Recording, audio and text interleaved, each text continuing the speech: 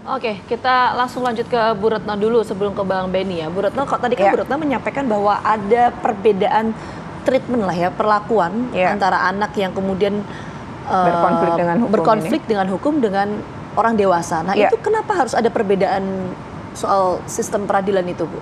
ya, pertama memang ada undang-undangnya ya, artinya legalnya memang ada di undang-undang diatur demikian. Dan tentu pertimbangan undang-undang dia punya berbagai perspektif ya, kenapa kemudian itu dilahirkan. Salah satunya adalah karena anak itu pertama bukan manusia dewasa kan. Ya. Jadi anak bukan bentuknya mini gitu, orang dewasa bentuknya mini, bukan. Tapi anak adalah orang yang belum dewasa.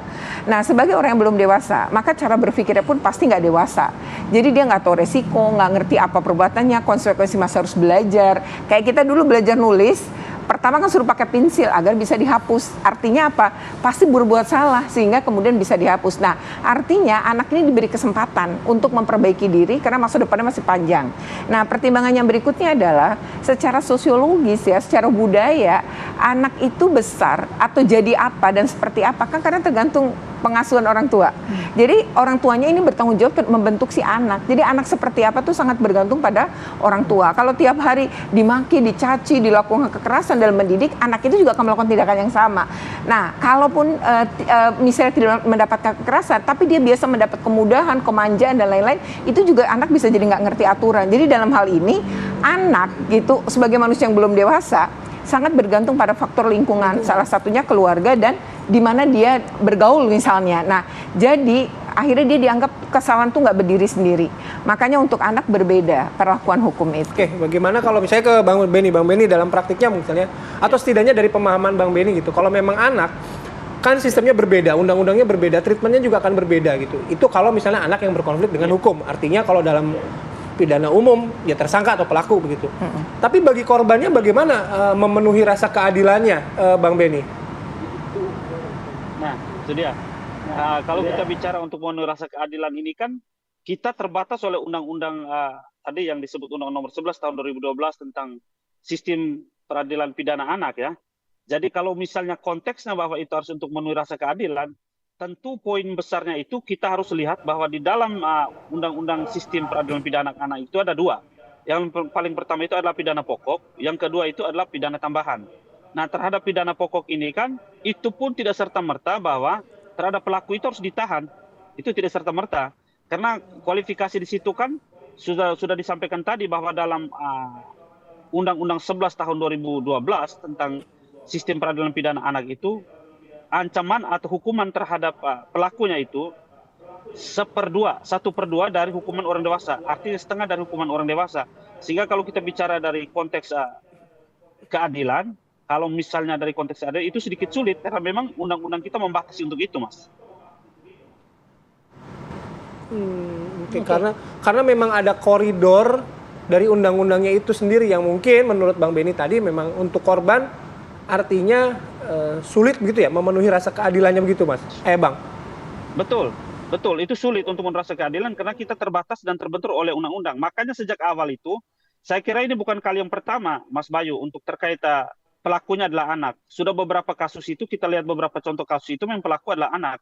Sehingga memang perlu ada penyesuaian terhadap kategori anak bukan dalam konteks umur ya. Kalau saya bukan dalam kategori konteks umur, tetapi kalau misalnya kita bicara pidana itu lebih pada kemampuan pertanggungjawaban dan kemampuan untuk melakukan tindak pidana. Itu yang saya kira menjadi titik kritis kita terhadap undang-undang tentang sistem peradilan pidana anak dan pertanggungjawaban pidana anak itu. Sehingga itu yang harus dilihat bahwa kemampuan untuk melakukan tindak pidana, lalu kemampuan untuk bertanggung jawab. Ini dua poin yang saya kira perlu dilihat lebih jauh supaya untuk memenuhi rasa keadilan seperti Mas Bayu bilang, pertanyakan tadi. Karena kebanyakan di luar kan orang lihat kan seperti itu, Mas Bayu. Ini kan dia lakukan, dia buat, lalu terjadi ada korban di sana. Runutan peristiwanya juga ada, sehingga orang pikir masa ini usia anak tapi sudah bisa seperti ini. Nah, ini yang harus dilihat, harus digali supaya memenuhi rasa keadilan dalam konteks itu, Mas Bayu. Oke, Bang Benny, tadi ada hal yang harus saya tanyakan. Tadi kan Bu Retno sempat menyinggung soal restoratif justice ya. Yeah. Nah, kalau kita misalnya berkaca dalam kasus ini ataupun kasus-kasus lainnya lah, artinya kalau ini melibatkan anak dan kemudian ditempuh jalur mediasi, bisa terbebas dari jeratan hukum untuk pelaku.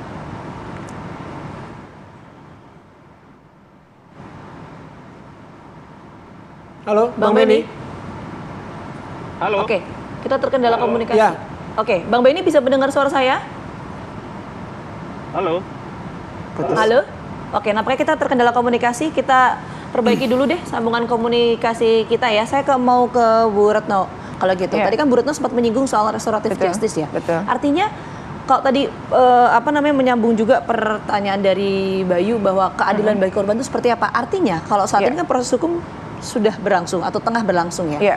Kalau misalnya ditempuh jalur mediasi, artinya juga bisa terbebas dari jeratan hukum. Iya, pelakunya. kan istilahnya memang diversi ya kalau Iya. dalam undang-undang ini. Jadi betul, jadi penyelesaiannya di luar pengadilan. Kalau pengadilan kan berarti keputusannya di hakim Betul. gitu. Tetapi kalau ini diversi, tetap keputusan hakim bisa. Jadi ini diversinya diselesaikan sebelum ke pengadilan. Nah, udah selesai, bisa disahkan, kemudian di pengadilan gitu. Sehingga seluruh pihak yang di situ, termasuk orang tua wajib, misalnya orang tua pelaku wajib melakukan ini itu betul-betul disahkan ke pengadilan gitu. Jadi memang hasil diversinya tetap disahkan. Itu bisa.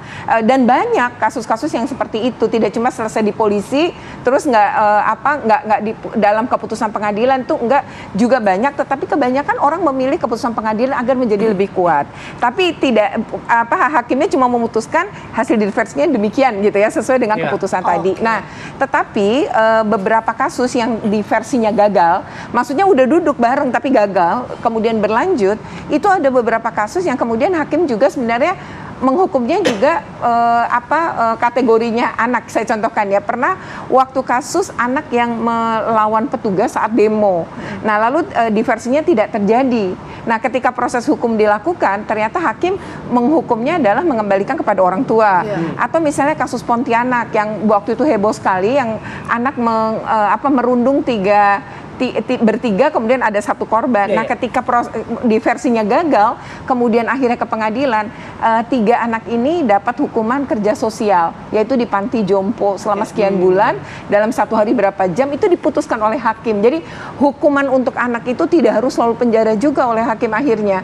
Beberapa kasus dia suruh kerja sosial atau melakukan hal lain agar dia juga belajar gitu dari kesalahannya, bisa merubah meskipun tidak harus berada di jeruji besi gitu. Oke, baik, terima kasih Bu Retno sudah hadir. Bang Benny juga terima kasih sudah hadir. Tadi kami terkendala dengan jaringan komunikasi, tapi sekali lagi kami ucapkan terima kasih ya sudah bergabung bersama kami di Apa Kabar Indonesia Pagi kali ini. Kami jeda, nanti kami masih ada beberapa informasi lainnya sesaat lagi.